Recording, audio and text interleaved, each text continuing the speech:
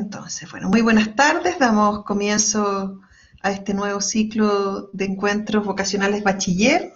Hoy día nos acompaña el profesor Jorge Jerez del Laboratorio de Recursos Hídricos del Departamento de Ciencias Ambientales de la Universidad Católica, de nuestra universidad, y nos va a presentar un tema que es cambio climático, riesgos ambientales y las crecidas de junio del año 2021 en la Araucanía. Hoy día nos acompañan estudiantes de diferentes carreras, por lo tanto el profesor también ha preparado una presentación no solo dirigido, ¿cierto?, a los que están interesados en la carrera de Ingeniería en Recursos Naturales, sino también que sea de interés para los que están conociendo carreras nuevas, que están indecisos, y como recién comentaba el profesor, ¿cierto?, en el momento del ingreso, que también hay carreras que trabajan interdisciplinariamente con ingenieros del área de recursos naturales. Entonces, también es muy importante conocer las otras disciplinas y cómo esas disciplinas se vinculan con el interés vocacional de cada uno. El trabajo social, las ciencias sociales, ¿cierto? O otras carreras del área. Así que bienvenido, Jorge. Siempre contento de recibirte en el programa y tienes la plataforma para ti. Gracias, Verónica. Saludo a todos los estudiantes de bachiller y agradezco la invitación que nos han extendido como carrera y en especial a nosotros en el Laboratorio de Recursos Hídricos, en el Departamento de Ciencias Ambientales. Somos un equipo de colegas que nos dedicamos a estudiar el tema agua de distintas perspectivas. Algunas veces el agua es un problema porque falta y estamos en una situación de sequía, a pesar de que hace pocos días hemos tenido una tremenda cantidad de agua. Esta es insuficiente para lo que es habitual aquí en la zona. Es curioso, estamos en medio de una sequía y tenemos problemas de exceso de agua y consecuentemente de inundaciones. Bueno, para esta oportunidad yo he titulado Cambio Climático y Riesgos Ambientales, las crecidas de junio del año 2021 en la Araucanía. Probablemente todos vivimos hace una semana atrás, incluso esta semana también algunas noticias como esta, en las cuales los medios de prensa alertaban acerca de las lluvias y la activación de un sistema de alerta temprana por la ONEMI, sobre las precipitaciones que tuvieron la semana pasada. Y probablemente muchos de ustedes escucharon noticias aquí en la región de zonas que se vieron afectadas por estas inundaciones, por ejemplo, el sector Santa María de Yaima, para el lado de Cunco, Tolten, con personas afectadas por las crecidas, algunos sectores probablemente de acá de Temuco por acumulación de agua lluvia, etcétera. Y como estaba comentando recién, nosotros estamos atravesando lo que se conoce en términos técnicos la megasequía. Llevamos 10 años en que las precipitaciones en la región están muy por debajo de lo que son habitualmente, y no obstante eso, constantemente o de manera recurrente, varias zonas de la región se ven afectadas por procesos de desborde o inundaciones, producto de que la cantidad de agua que precipita en un momento determinado excede la capacidad que tienen los cursos de agua para transportar esa agua y por tanto se desbordan afectando a las personas. Y hay que decir que los desbordes y las inundaciones son elementos naturales que ocurren con frecuencia. El problema es que las personas tendemos a ubicarnos cerca de los cursos de agua por varios motivos. Una, para abastecernos del recurso, y otra porque hay muchas actividades económicas, productivas, recreativas que se desarrollan en torno a estos cursos de agua, y por tanto es importante, es una oportunidad de desarrollo. Entonces es una necesidad y al mismo tiempo un desafío. Ahora, el tema es que los desbordes e inundaciones son la catástrofe más recurrente en el país. Hace poco hubo un estudio en el cual se determinó que entre el año 1983 y el 2013, en un periodo un poco anterior, porque obviamente hay que recopilar la información, pero entre ese tiempo el 61% de todos los decretos de emergencia que se han dictado en el país tenían que ver con inundaciones, con los efectos que tienen sobre las personas, ¿ya? Entonces, el tema de la inundación es un tema permanente, y aquí en la región, como dije, hay varias zonas en las cuales ocurre de manera reiterada. Y yo quiero contarles de un trabajo que nosotros estamos haciendo, estamos terminando en este instante, en la zona de los lagos, en la zona del, del río Trancura, en la comuna de Cularregua. Ahora, ¿qué factores ocurren? ¿Qué factores intervienen cuando hay un desborde del río? Hay factores geográficos, tienen que ver con el territorio, ¿cierto? Hay zonas que son más propensas que otras para las inundaciones, y por eso es importante conocer la forma del territorio donde estamos desarrollando. Después hay factores meteorológicos y hay factores socioeconómicos. Voy a ir revisando estos factores y analizándolos a la luz de lo que significaba el cambio climático, ¿ya? Dentro de los factores geográficos existen factores estructurales que tienen que ver, por ejemplo, con la densidad de drenaje, con la pendiente de los cauces y el terreno. Y ustedes ven ahí una zona, una fotografía que se ve completamente inundada, y que es el valle del río Trancura, en la zona del sector de Catripulli, un sector que se llama Casa de Lata.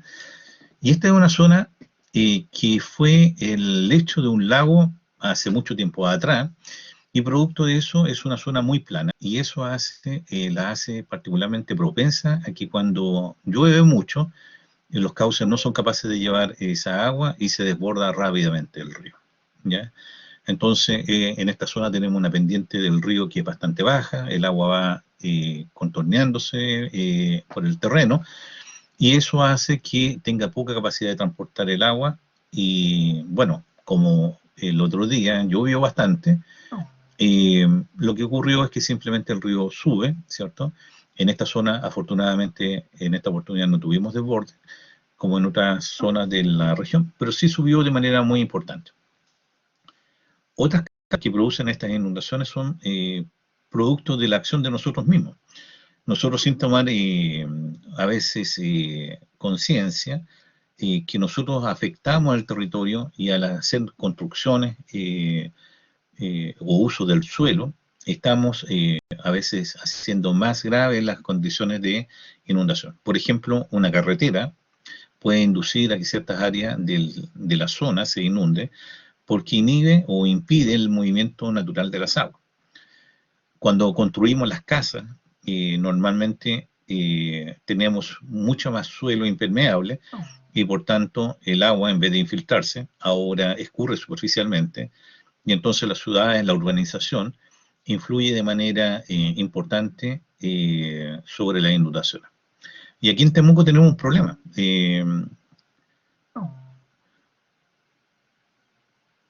Efectivamente, el río crece. Bueno, aprovecho, si ustedes quieren ir interactuando y contando cosas de que ustedes han visto, eh, como está haciendo Araceli, me parece súper interesante, porque así aprovechamos de ir conversando. Y Araceli dice que el río, al crecer por la lluvia, igual toma su cauce natural. Efectivamente, pero los ríos van moviéndose, y moviéndose en forma natural, me refiero. Pero yo le estaba contando también de las ciudades. Por ejemplo, acá en Temuco tenemos un problema, y les iba a comentar de eso, que como la ciudad ha crecido, habitualmente todo el agua, o una parte importante, iba hacia el río Cautín, o hacia alguno de los esteros que hay acá. Y acá en la ciudad tenemos un estero que se llama el estero Botrolhue, y ese estero recibe las aguas de toda la parte norte de la ciudad. Por ejemplo, ustedes conocen las vegas de Chivilcán, donde está el líder, hay un líder grande en esa zona. Después, en esa zona nace el estero, bueno, uno de los cursos de agua que van a dar al estero Botrolhue, y todas las viviendas, todo el agua superficial, cuando llueve, el agua que corre por las calles, va a dar a este estero, y finalmente ese estero se dirige hacia la zona de Labranza, y en la zona de Labranza descarga en el río Cautín. El tema es que como hay tantas casas, tantas calles, ahora la cantidad de agua que llega a ese estero, en algunos casos, sube de manera muy importante, y las personas que viven cerca del estero, hacia el sector de labranza, en algunos años se han visto afectados por desbordes del estero Botorgue, y probablemente ustedes han visto en las noticias. Ahora, tenemos un efecto importante que ha ocurrido, y es que, no sé si ustedes escucharon que en esta lluvia la isoterma cero estaba bastante alta. No sé si han escuchado eso. ¿Saben a lo que se refiere la isoterma cero? Ok. Lo que pasa es que en la región nosotros tenemos, en la parte precordillerana, las montañas, en realidad en vez de que caiga lluvia, cae nieve, ¿ya? Y entonces en las partes más altas de la cuenca, la lluvia no nos causa tanto problema porque esa nieve no escurre hacia los ríos, sino que se va almacenando como nieve y se acumula para el verano. En el verano, cuando aumenta la temperatura, esa nieve se va derritiendo. Bueno, esa nieve con la temperatura baja de la montaña se va transformando en hielo y se va acumulando ahí durante el invierno, hasta que cuando en el verano empiezan a subir las temperaturas, se empieza a derretir y esa agua empieza a abastecer a los cauces durante el verano, lo cual es súper bueno. Pero cuando la isoterma, cero, bueno, y esa nieve ocurre justo en el punto en que la temperatura baja de 0 grados, obviamente, porque ahí ya no tenemos lluvia líquida, sino tenemos precipitaciones sólidas, nieve, y entonces la isoterma cero marca el límite de donde cae agua y de donde nieva. Cuando la isoterma cero sube y está muy alta, supongamos que la isoterma cero normalmente está en torno a los 1000 metros sobre el nivel del mar, toda la superficie que está sobre los 1000 metros sobre el mar no aporta agua a los ríos, sino que acumula nieve. Pero si la isoterma sube a los 2000 metros, ahora toda esa parte donde habitualmente se juntaba nieve, ahora no hay nieve, sino agua. Y esa agua, que antiguamente no llegaba a los ríos, ahora sí aportan, y entonces la cantidad de agua, para la misma cantidad de lluvia, la cantidad de agua que llega al río es mucho mayor.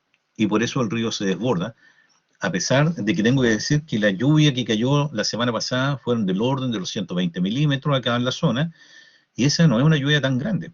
De hecho, el año pasado tuvimos una lluvia de 300 milímetros en la zona del río Trancura, y el río no se salió. La diferencia era precisamente la ubicación de la isoterma. Ok, entonces voy a continuar y les voy a contar lo siguiente. Por ejemplo, estas son las fotos de la zona del Valle del Río Trancura. Eh, Como ustedes ven, es una zona súper plana, ¿ya? En esta zona, incluso aquí se ve como el río va dando vueltas, se llaman meandros. Y en esta parte de acá, voy a mostrar ahora, ahí, en esta parte de ahí, si ustedes ven, hay unas piedras, y antiguamente estas piedras, este es el sector que se llama Yafenco, y se supone que esta era la barra que controlaba y que hacía que se formara el lago, ¿ya? Entonces, cuando, imagínense un lago como el Caburga, llegaba ahí y había agua, traía sedimento, esos sedimentos se iban acumulando y finalmente dieron origen a un valle superplano como el que está aquí en el río Trancura. Después de esta barra, probablemente alguno de ustedes se ha tirado en los rápidos del Trancura, después de esta barra vienen los rápidos, pero aguas arriba, las aguas son muy calmas y transcurren muy lentamente. Bueno, yo les conté que en esta zona nosotros hicimos un estudio y nosotros encontramos que en esta zona, que es bastante plana, ocurren, efectivamente, ahí se hace rafting, pero agua abajo de donde estaba mostrando recién. Agua arriba es súper plano, no sé si han ido a las termas de Trancura, por ejemplo, o a las termas de Palguín, se van a dar cuenta que el paisaje en esa zona es distinto a otras partes porque es muy plano. Y esta zona es precisamente una de las zonas que es propensa aquí en la región a que se produzcan desbordes. En esta zona, por ejemplo, nosotros encontramos que habían 37 desbordes entre el año 2000 y 2018. O sea, en promedio había más de un desborde al año, ¿ya? Y de hecho hubo una en el año 2018 y una en el año 2019. Así que es una constante y para las personas que viven ahí, esto es una situación recurrente. Por ejemplo, esta es una foto de la inundación del año 2014, en donde gran parte de esta zona se vio muy afectada y el agua llegaba, en muchas casas quedaron inundadas. Y la de más abajo, esta es esta parte de acá, esta foto es de la inundación del año 2018.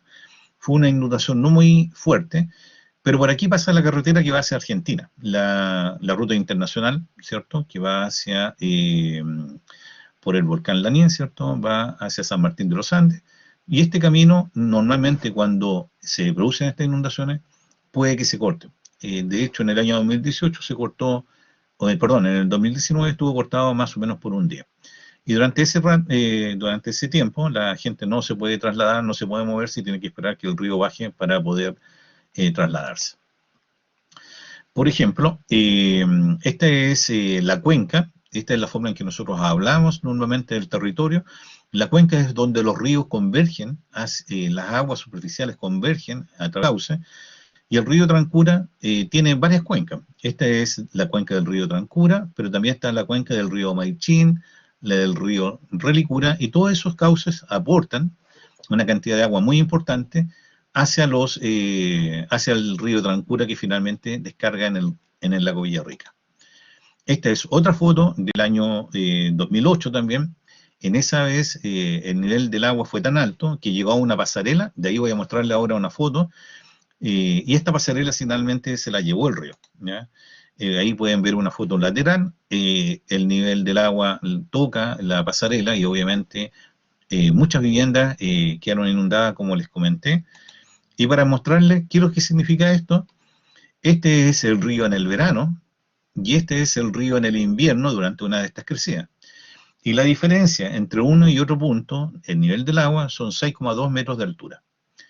O sea, durante el verano, el río es muy pacífico, ahí tranquilito, va calmado, pero en el invierno, cuando se producen estas lluvias, y especialmente cuando la isoterma es muy alta, el río se eleva 6,2 metros, y esto fue en el año 2018, o sea, no fue la crecida más grande. Cuando tocó aquí en la pasarela, probablemente el río subió del orden de los 8 metros de altura, ¿ya? Y la verdad es que cuando nosotros llegamos a trabajar y decían, no, si el río sube como 8 metros, 9 metros, la verdad es que uno cuesta imaginarse qué significa que el río sube 9 metros de altura y cuesta imaginarse que la gente diga, mira, no, el agua llegó hasta 1 metro dentro de mi casa. Entonces, la naturaleza a veces tiene una capacidad de generar ciertos fenómenos que a nosotros nos cuesta imaginarnos, y por eso a veces construimos nuestras viviendas en lugares que se llaman riesgosos, ¿cierto? En lugares donde el río en el invierno sí llega, aunque en el verano se vea muy atractivo. Bueno, ahí hay una foto mirada desde la parte de abajo, y ahí da una sensación de lo que son 6 metros de altura, eh, y entonces ahí uno puede darse cuenta la magnitud y el riesgo cuando uno no conoce el territorio y no conoce dónde se ubican las viviendas. Aquí tenemos otra foto, aquí tenemos la foto en verano, ¿cierto? Este es un dron que utilizamos para poder caracterizar la zona. Ustedes pueden ver que ahí hay rocas y uno dice, bueno, un poco exagerada la cosa, pero efectivamente en el invierno el agua llega poco menos de 1 metro sobre esta defensa. En crecidas importantes, en las crecidas más grandes que han habido, estas defensas son sobrepasadas y el agua llega más o menos 1 metro por sobre este nivel. Ok, entonces entre los factores meteorológicos que producen las inundaciones encontramos la precipitación. Aquí hay dos conceptos que se llaman la duración y la intensidad.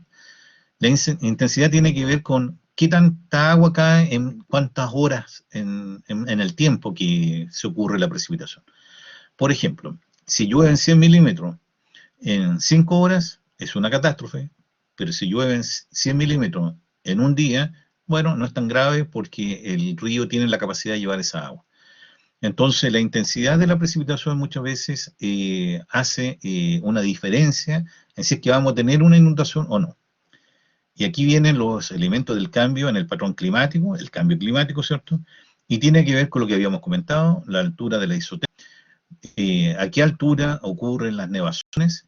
Y cuando la nevazón ocurre mucho más alto en la cordillera, entonces para la misma cantidad de lluvia precipitada, el volumen de agua que viene a los ríos es mucho mayor.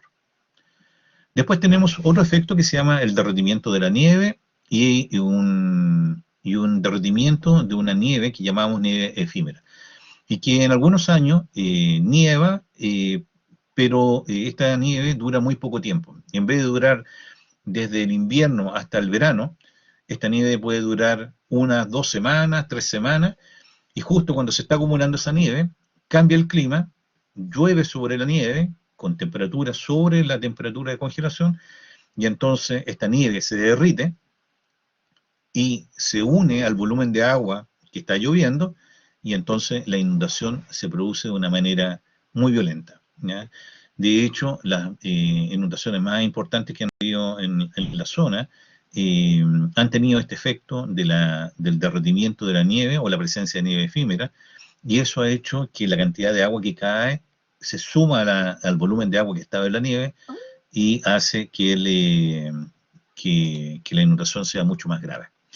Esta es la misma pasarela que yo le había mostrado en la vez anterior, donde estaba el agua hasta su guata, pero ahora hay nieve en este punto, ¿ya? Y entonces los patrones de clima, entonces se producen cambios, y lo que habíamos estado acostumbrados de que la nieve caía en ciertos lugares, ahora se desplaza y la nieve puede transformarse en una ayuda cuando está en la parte alta de las montañas, pero si cae en el valle y después sobre esa nieve se produce una precipitación, al juntarse los dos volúmenes genera un proceso de cambio bastante grave.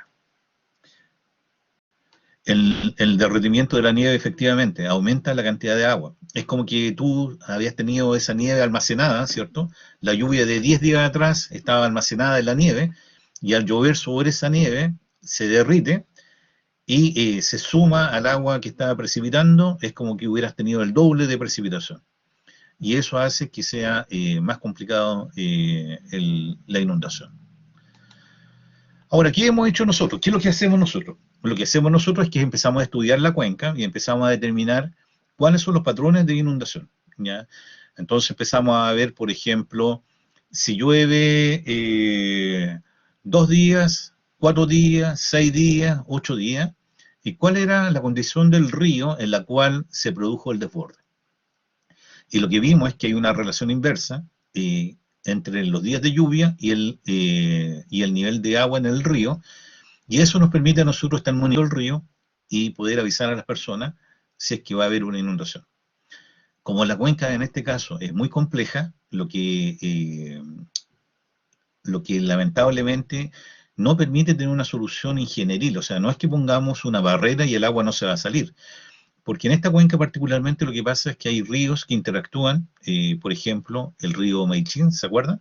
Se junta con el río Trancura, suman los caudales, y entonces el nivel del agua sube violentamente, y no es fácil poder controlar la altura como una defensa.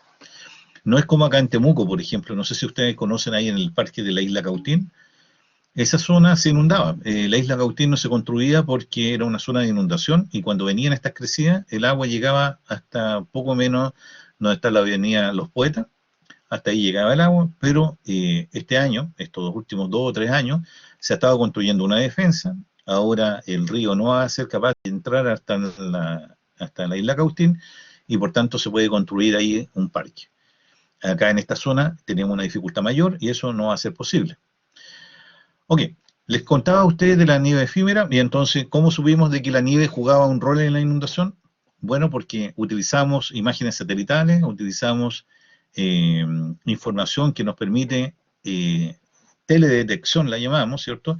Y con fotos de los satélites determinamos que antes de la inundación, ya estábamos trabajando acá, esto fue en el año 2019, los días antes de la inundación, en el fondo del valle del río Maichín y en el fondo del valle del río Relicura especialmente, había nieve, y después de la inundación, la zona del fondo de los valles estaba completamente limpia. Entonces sabemos que toda esa nieve se derritió y contribuyó al caudal del río durante este periodo. Y en el año 2019, en esta época, efectivamente tuvimos una inundación, ¿ya?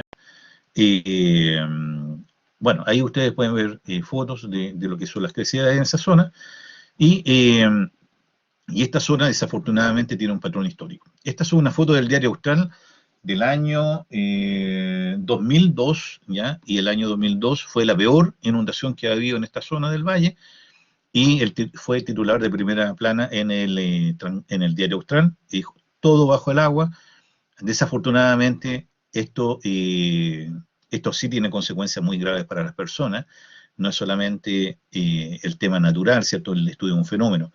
Esto tiene un efecto sobre la vida de las personas, porque pierden sus medios de vida, ¿cierto? Hay gente que pierde sus animales, pierden su vivienda, se daña, pierden las cosechas que han estado colocando, y por tanto esto es sumamente afecta, y por eso decimos que tiene factores económicos.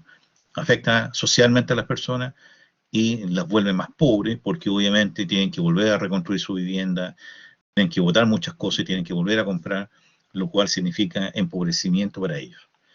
Pero esto fue el año 2000, como dije, el año 2002, y después esto fue el año 2001, un año antes, y esta era la misma escena, desastre por el temporal, ¿cierto? También en la misma zona, y también muchas pérdidas económicas, ¿ya?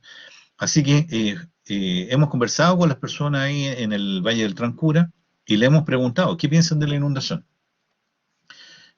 Por ejemplo, cuando hay inundaciones, obviamente todos sabemos se nos va la luz y ellos lo perciben, pero hoy día la electricidad es una cosa que nosotros contamos. O sea, imagínense a alguien que durante estos días que fue el temporal, estuvieron 3, 4, 5 días sin electricidad, porque reponer la electricidad cuando se producen estos efectos no es rápido, ¿ya? Hay problemas con el suministro de agua potable. El 78% tiene problemas con el suministro de agua potable. Así que, además de que tenía harta agua, pero esa agua no te sirve para tomar ni para solucionar ninguna de tus situaciones, tus necesidades. Hay humedad, ¿cierto? Acumulación de basura, lodo, escombro. El 52,3% de las personas ha tenido problemas de inundación de vivienda por estas crecidas. El 34% ha perdido en seres domésticos, se pierden siembra, animales, y en algunos casos incluso se producen derrumbes que también afectan a la familia. Ahora, como la gente ahí permanentemente está sufriendo estos desbordes, ustedes se dan cuenta que la gente ha ido adaptando su vivienda para estar a una altura que durante gran parte del tiempo, aunque se desborde el río, no lo afecte tanto, ¿ya? Pero siempre estamos con la incertidumbre si la próxima crecida va a ser más grande y va a llegar a la casa, me va a destruir, y por tanto eso genera una situación de estrés, de ansiedad, porque en algunos casos la inundación no es solamente una vez en el año, sino hemos tenido casos en que han habido 3 o 4 inundaciones en un mismo año, lo cual se vuelve súper complejo. Entonces, ¿cómo abordamos los desastres socionaturales? Y entonces nosotros le ponemos aquí el nombre de socio, porque son desastres cuando afectan a las personas. Probablemente si no viviera nadie en el Valle del Río Trancura, en realidad no sería un problema que se llevara el río, y a lo mejor no sería un problema si es que nos retiráramos de ahí. Pero la pregunta, cuando la gente ya tiene su vivienda y cuando tiene sus medios de vida, ¿cómo uno abandona lo que tiene? Cuando uno tiene apego a la tierra. Es una situación muy compleja, ¿ya? Y entonces lo que hay que tener es un diagnóstico del origen de las inundaciones. Y la inundación a veces no es muy evidente. Por ejemplo, el tema de la nieve no ha estado presente en el diagnóstico de las inundaciones del río Trancura hasta hace recientemente, porque en el fondo evaluar si es que había nieve o no nieve era una tarea compleja hasta que tuvieron mejores herramientas, como fueron las imágenes satelitales. Después hay que buscar soluciones. A veces las soluciones se llaman estructurales, cuando estamos pensando en soluciones de ingeniería, como la construcción de las defensas, pero a veces estas soluciones estructurales no son factibles porque las condiciones naturales exceden la capacidad de la ingeniería. Y entonces hay que buscar soluciones no estructurales que tienen que ver en cómo las personas se adaptan a vivir en un territorio que tiene ciertas condiciones que hacen propensa a la inundación. Entonces hay que buscar las zonas que son menos afectadas por la inundación salir de las zonas que tienen mayores niveles de, el agua llega a mayor altura, y generar lo que se llama un sistema de alerta que permite a las personas tomar precauciones, por ejemplo, proteger sus animales, mover los elementos que pueden significar una pérdida económica para ellos, y desarrollar una cultura de colaboración entre la sociedad civil y la institucionalidad pública. Esto quiere decir, por ejemplo, entre la municipalidad, la ONEMI, etcétera, ¿cierto? Eso hace que también nosotros tomemos mejores decisiones. Por ejemplo, evitar estas zonas que son de riesgo, ¿cierto? Para no exponernos a estar en esta situación y no sobrecargar el sistema público, porque cuando yo tengo una vivienda que está en una zona de riesgo, significa que la municipalidad, la ONEMI, las instituciones de emergencia tienen que estar permanentemente atendiendo las de las personas, ¿ya? Así que hay una corresponsabilidad ahí también acerca de tomar conciencia del lugar en donde nosotros vivimos. En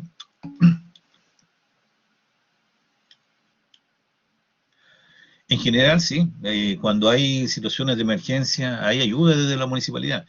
Por ejemplo, tener un sistema de alerta temprana es súper importante en la zona de la cuenca del Trancura, porque hay muchas personas, o tal vez uno de los principales efectos que se produce es que se cortan los caminos, ¿ya? El corte de camino es y no estoy solo pensando en el camino internacional, sino en los caminos interiores. Entonces, si hay personas que tienen enfermedades crónicas, que son graves, si hay personas que supongamos que están esperando familia, y tenemos seguridad que vamos a tener una inundación y se va a cortar el camino, la municipalidad, a través del CEFAM, a través de los consultorios, se comunican con las personas y las trasladan a los lugares seguros, de modo que si es que tienen un problema de salud puedan ser atendidas. Porque imagínense ustedes, están con una inundación y tienen un problema de salud y no lo pueden atender en ese instante. No sé si ustedes se recuerdan que en esta crecida, en esta lluvia de hace una semana atrás, una familia estuvo más de un día encerrada por el cauce, por dos lados del río, y no la podían sacar porque el helicóptero, o sea, estaban pensando que ni siquiera el helicóptero podía llegar por las condiciones climáticas. Tuvieron que esperar más de un día hasta que las condiciones mejoraron un poco y pudieron ir a rescatarlos. Entonces, hay veces que uno tiende a confiarse demasiado en la tecnología y a veces la tecnología no es capaz de abordar los problemas que se producen cuando tenemos esta emergencia.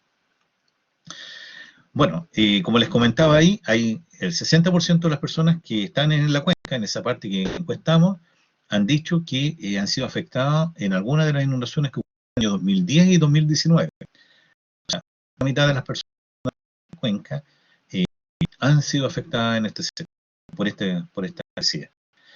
Y entonces, tiene que tomar conciencia en el entorno, ¿cierto? Y sin lugar a duda hay responsabilidad de las autoridades en desarrollar planes de emergencia y también responsabilidad de nosotros como institución, como la universidad, de generar conocimientos que nos permitan predecir, adelantarnos a los eventos y en definitiva esta es una situación que tenemos que abordar todos como comunidad. Bueno, eso es lo que les quería contar acerca de las inundaciones, qué es lo que ha sido la situación del río Trancura y cómo se ha relacionado con la última lluvia que hemos tenido este año aquí en la región. Muchas gracias. Preguntas, comentarios.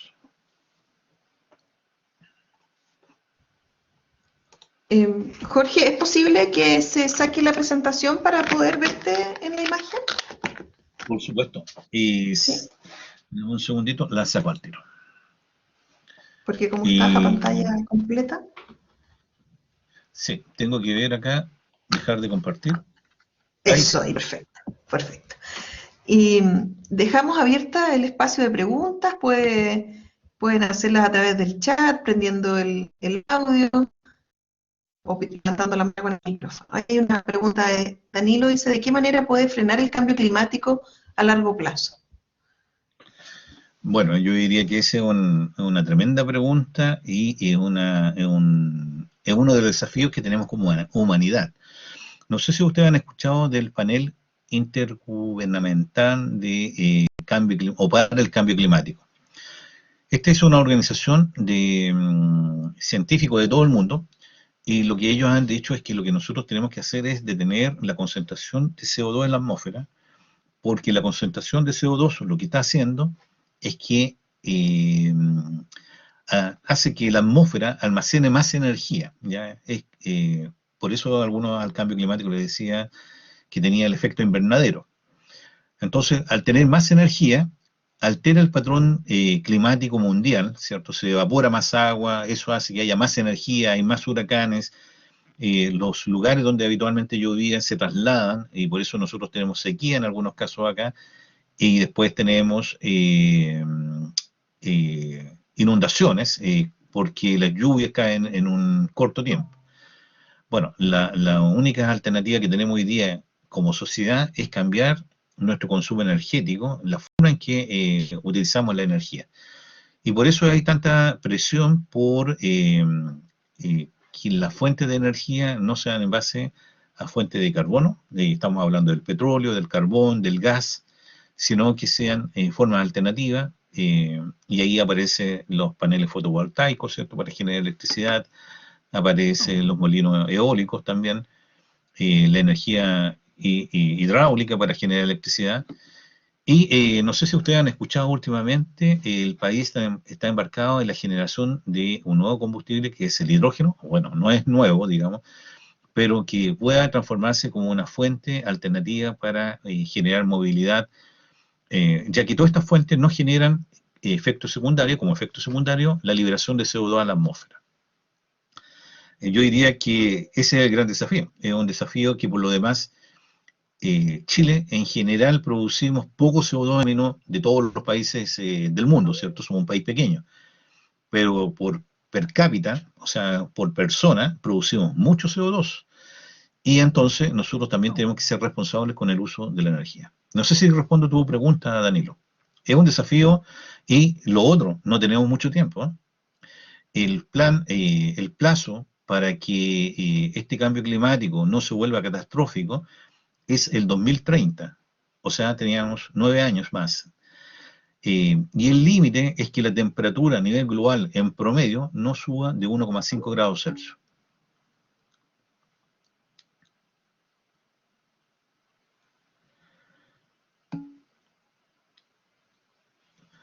Eh, Mira, Carla, en realidad, como universidad, de hecho, todas las universidades del país se han unido en el plan de sostenibilidad, se llama. Y, por ejemplo, no sé si ustedes se han dado cuenta en la universidad que las luces, bueno, hace mucho tiempo en el país empezamos a cambiar. Antiguamente, a lo mejor ustedes ni las conocieron, las luces incandescentes, estas eran con filamento. Esas eran, producían más temperatura, parecían estufas más que ampolletas, producían más calor que luz. Y primero cambiaban por estas ampolletas de larga duración y baja energía, pero tenían el problema de que usaban un gases de mercurio, y después cambiamos a luces LED.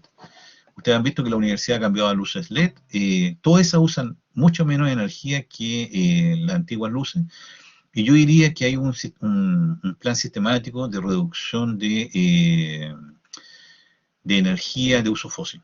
Por ejemplo, el sistema de calefacción de la universidad usamos pellet. El pellet tiene la ventaja de ser madera, ¿cierto? Y al ser madera es un CO2 que hemos recién capturado de la atmósfera y lo devolvemos a la atmósfera, o sea, es como neutro, ¿ya?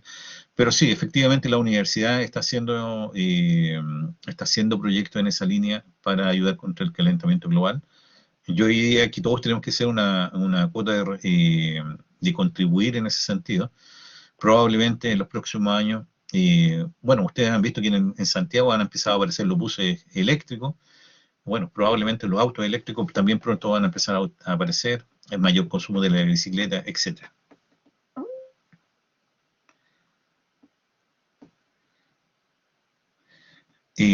Catalina, la verdad es que no sé cómo va a ser el futuro de la Tierra con los cambios climáticos. Pero lo que sí sabemos es que va a ser una situación muy compleja. Dentro de los cambios sociales que se esperan producto del cambio climático, es que las personas que se vean afectadas de manera más significativa van a salir de sus lugares donde viven y vamos a tener movimientos migratorios muy importantes. Entonces, eso puede desestabilizar socialmente los sistemas, los países, y en alguna medida algo de eso ya hemos visto. Entonces, sin lugar a duda, el tema del cambio climático puede ser un cambio en los estilos de nuestra sociedad que todavía no nos hemos imaginado. Ahora, la educación ambiental, sin lugar a dudas, tiene mucho que ver con la forma en que nosotros vivimos, ¿cierto? El respeto hacia la naturaleza, la manera en que nosotros usamos la energía, tiene que ver cómo nosotros como individuos, como ciudadanos, nos volvemos responsables y empezamos a presionar para un uso sostenible de la energía y de los recursos naturales. Los recursos naturales son en definitiva los que están a la base de todos los sistemas sociales. Y bueno, no está de más decir que hay algunas personas que dicen que parte de lo que hemos vivido con la pandemia del COVID también está vinculado a todos estos cambios naturales, producto de la presión que el hombre ejerce de manera excesiva sobre los ecosistemas. Carla, contesto tu pregunta.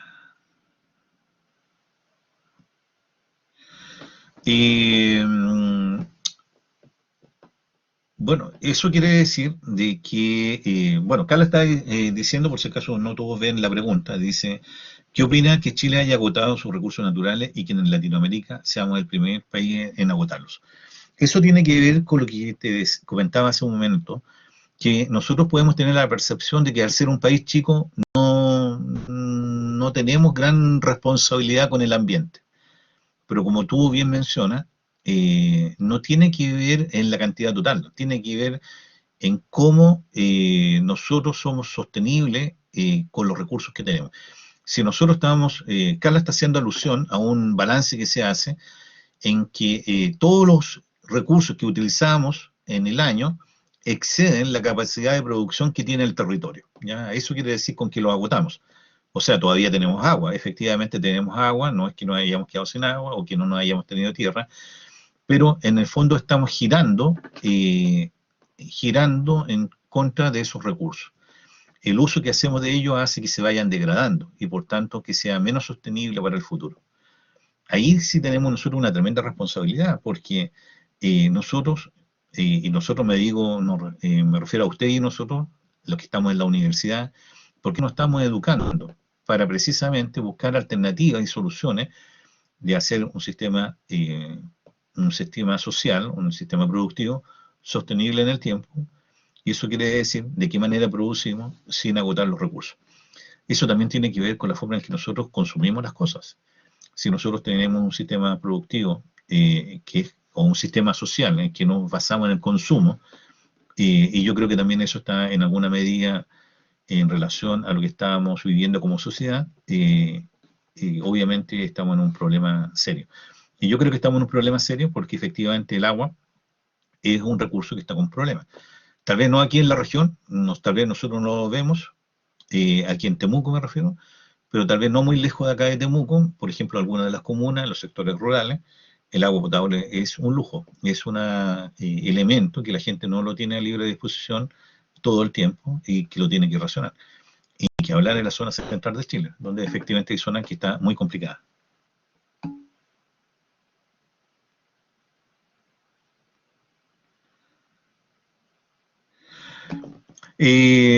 Sobre tu comentario, Carla, que se ha producido menos gases contaminantes, es bien relativo. La verdad es que la baja ha sido poco significativa, la verdad. Ha habido menos movimiento de avión, menos movimiento de vehículos, pero en general la baja no se va a sentir de una manera muy significativa, por lo menos lo que he estado viendo en los datos que han publicado las personas que se dedican a ese tema y que han publicado en el último tiempo. Rocío, sobre los proyectos. Bueno, hay varios proyectos, por ejemplo, el hecho de que los países en general hayan cambiado su matriz energética y estén yendo rápidamente hacia fuentes más sostenibles, va en esa línea de reducir el cambio climático. En el caso del país, yo diría que la presión está en que la generación de eléctrica no sea en base a fuentes en base de carbón, y ahí estoy pensando en las centrales termoeléctricas que usan carbón. Carbón es un problema, petróleo. El gas es menos problemático, pero también genera CO2, ¿ya? Y entonces es un tema que está ahí, es un tema que está vigente, y tenemos poco tiempo para avanzar. Hay temas muy interesantes, nuevas líneas de trabajo, por ejemplo, la generación de combustible a partir de fuentes renovables, complementaria a la fotoelectricidad y a la generación eólica, y yo diría que en eso van a haber novedades pronto. Bueno, lo que tú dices, Catalina, si es necesario estudiar una carrera ambiental para ayudar en el cambio en el medio ambiente, yo creo que no. Todos somos ciudadanos, todos somos responsables. Tiene que ver con cómo nosotros utilizamos todos los recursos, tiene que ver cómo usamos la electricidad, cómo utilizamos el agua, cómo hacemos más sostenible y cómo hacemos más sostenibles los sistemas productivos. Yo creo que ahí hay un tema todavía que tenemos que aprender a desarrollar. Eh,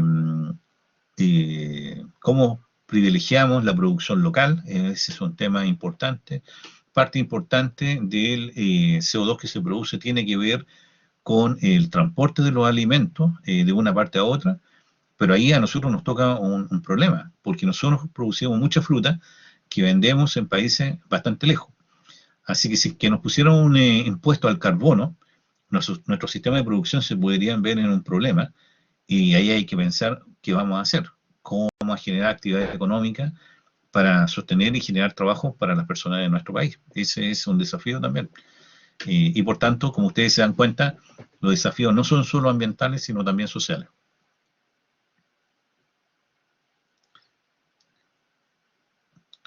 Ok, ha sido una tanda de preguntas interesantes. Ok,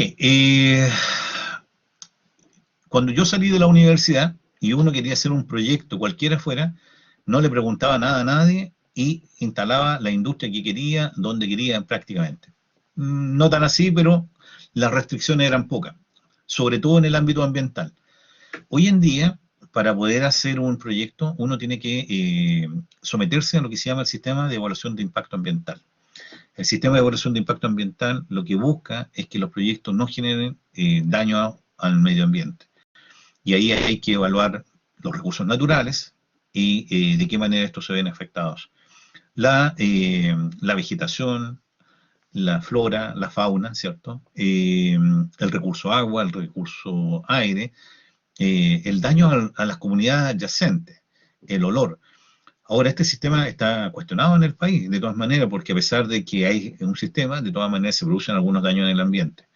Eh, entonces, eso tiene que ver con, bueno, con muchas cosas, pero dentro de esa, de nuestra capacidad de poder predecir y conocer los daños que van a producir los sistemas productivos. Bueno, ahí entran tanto los ingenieros civiles ambientales como los ingenieros en recursos naturales. Los ingenieros en recursos naturales y civiles ambientales participan en lo que se llama la línea base. ¿Cuál es la situación actual? Si es que el proyecto está afectando a una especie que está en peligro de extinción, o es una especie protegida porque es una especie vulnerable, es una especie endémica solamente presente en el país, etcétera, ¿ya? Y eso significa que nosotros tenemos que conocer nuestros recursos naturales. Esa es una tarea que no está acabada en nuestro país. Nosotros no conocemos bien cuáles son nuestros recursos naturales y por tanto tenemos que desarrollar esa línea para poder protegerlos. No podemos proteger lo que no conocemos. Y en esa línea, tanto los ingenieros civiles ambientales como los recursos naturales participan en organismos públicos. Por ejemplo, ingenieros en recursos naturales trabajando en la CONAF, trabajan en los parques naturales, en los parques nacionales. Hay ingenieros en recursos naturales trabajando en consultoras que hacen en línea base para las empresas que van a hacer un proyecto, etcétera. Después viene toda una línea de mitigación, porque al final del día todos comemos 3 o 4 veces al día, espero que todos podamos comer esas 3 veces al día, pero significa que los sistemas productivos generan efectos adversos. Por ejemplo, liberan nutrientes, liberan gases, liberan nosotros mismos. A solo existir nuestras actividades biológicas básicas generan efectos adversos. Tenemos plantas de tratamiento de agua servida que también generan efectos adversos, y tenemos que generar tecnologías que mitiguen esos efectos para no afectar a otras personas. Eso es un ámbito muy propio de la ingeniería civil ambiental, el diseño de reactores, el diseño de tecnología para que podamos tener sistemas productivos que sean sostenibles y que sean compatibles con un medio ambiente, de modo que podamos vivir en un ambiente libre de contaminación. Desconozco si el litio en el sistema de producción contamina mucho, no es un tema que domine, pero el litio sí es un mineral básico para todo lo que es la parte eléctrica, ¿cierto? Las baterías que van a ser utilizadas en los vehículos, en muchos sistemas de batería está siendo el litio participando. En todo caso, sí hay un problema con el litio en el norte, que es con los recursos hídricos, particularmente porque los recursos hídricos son escasos en el norte, y entonces ahí hay toda una línea de trabajo en cuanto a cómo utilizamos nuestros recursos de manera sostenible. Y bueno, ahí hay una disputa muy importante entre comunidades que están en el norte y empresas mineras que yo creo que ustedes han visto.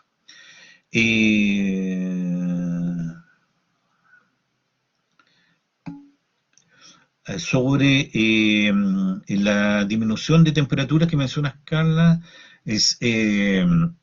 la verdad es que lo que estamos tratando de hacer, o lo que se está tratando de hacer, es evitar que el aumento de la temperatura supere el 1,5 grados. Lo ideal es que hubiera superado no más de 1 grado, pero se sabe que es poco probable que lo logremos. Con 1,5 grados estamos en el límite, vamos a sufrir consecuencias, sin lugar a dudas. Y de hecho la estamos sufriendo hoy día. Entonces, no estoy seguro si el objetivo es el 45%, no tengo la cifra en la memoria, pero efectivamente se debe disminuir de manera rápida las emisiones de CO2, porque las concentraciones van a haber un efecto de rezago, porque ya han estado aumentando y van a seguir aumentando, pero la idea es llegar a una concentración tal de CO2 que el aumento de la temperatura idealmente no exceda el 1,5 sobre la línea base que es en la era preindustrial. Tamara. Las hidroeléctricas tienen ventajas y tienen dificultades.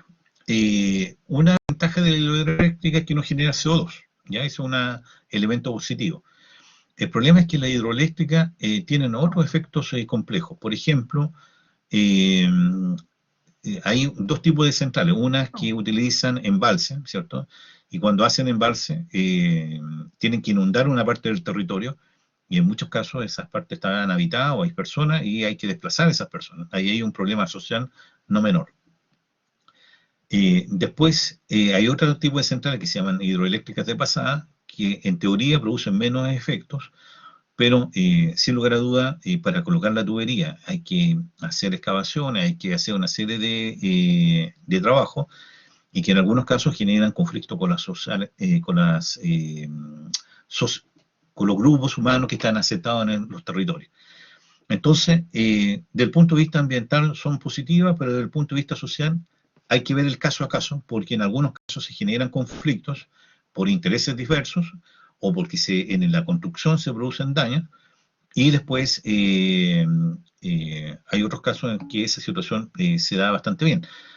Tenemos casos, por ejemplo, en una hidroeléctrica en el Maipo, en el río Maipo en Santiago, que está con un conflicto importante, ya lleva muchos años, y con muchos problemas en la justicia, digamos, muchos recursos de amparo, precisamente para que se respeten los derechos de las personas que estaban ahí. Entonces, el tema de la hidroeléctrica no es en blanco y negro, yo diría que es más bien un caso a caso. De un punto de vista ambiental es positivo, de un punto de vista social se generan algunos conflictos. Y bueno, y desde el punto de vista ambiental también hay algunos cuestionamientos. Por ejemplo, con la inundación hay algunas áreas que podrían generar algunos gases tipo metano que podrían afectar también el tema del ambiente. La extracción de materia afecta al medio ambiente. Bueno, depende. Sin lugar a duda, por ejemplo, si yo considero la zona de Brasil, en el Amazonas, para poder producir soya, que es una materia prima, en definitiva un alimento, pero estoy deforestando de la manera en que se hace, estoy parcializando el territorio, no hay corredores biológicos, se pierde biodiversidad, sin lugar a duda hay un problema medioambiental grave, ¿ya? Y entonces hay una serie de problemas con las materias primas. La minería también tiene un tema medioambiental no menor por varios motivos. Y entonces ahí viene de nuevo el caso a caso. Ustedes saben que está en discusión la ley de protección a los glaciales y esa ley, según las empresas mineras, los afectaría porque ya no podrían producir en muchas partes, y entonces ahí hay una tensión. Y yo creo que esta tensión va a estar presente en nuestra sociedad de manera creciente, porque está, por un lado, la necesidad de producir para satisfacer las necesidades de las personas, y por otro lado, la necesidad de proteger el ambiente. Y ese balance es un balance complejo, porque en esto también hay intereses, obviamente, hay algunos que dicen que no hay daño, hay otros que dicen que hay mucho daño, y entonces balancear cuál es el justo, hasta dónde podemos utilizar los recursos de manera sustentable, es un tema no menor. Eso, Carla. Y Rocío.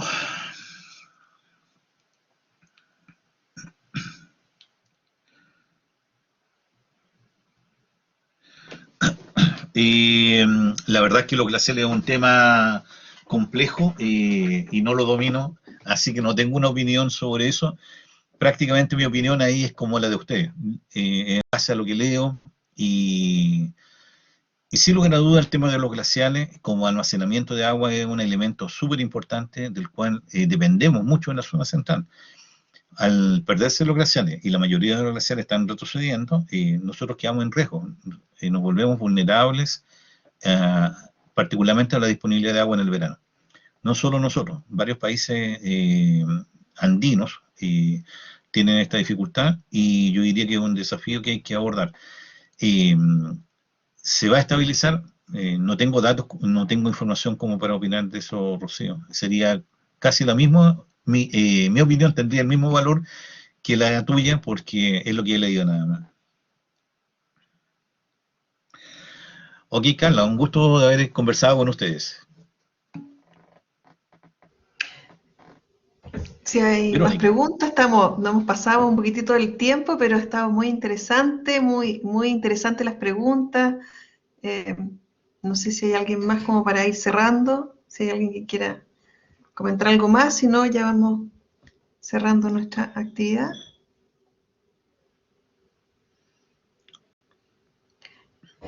Parece que muy interesante, Jorge. Yo siempre agradezco tus exposiciones con la claridad, con la cercanía para responder, y además este grupo de estudiantes muy motivados también en sus preguntas, y se nota que hay también interés por el tema, que yo creo que para las personas que trabajan en el área de los recursos naturales, eso es muy motivante también, de ver que como sociedad también nos interesan estos temas, y queremos preocuparnos porque nuestro país también vaya mejorando en las leyes que se establecen, y el cuidado del medio ambiente que nos corresponde también a cada uno, desde nuestras propias realidades. Así que muchas gracias. No sé si quieres comentar algo para cerrar, y, y recordar ahí que registren su asistencia también, y la evaluación de la actividad. Bueno, yo agradecer, ha sido una jornada entretenida conversar con ustedes. Creo que hemos saltado de muchos temas. El tema del ambiente es un tema contingente, importante para todos nosotros, y yo diría que este tema va a estar cada vez más presente en nuestro día a día. De hecho, es un tema que va a estar presente en la discusión de la nueva constitución, sin lugar a dudas.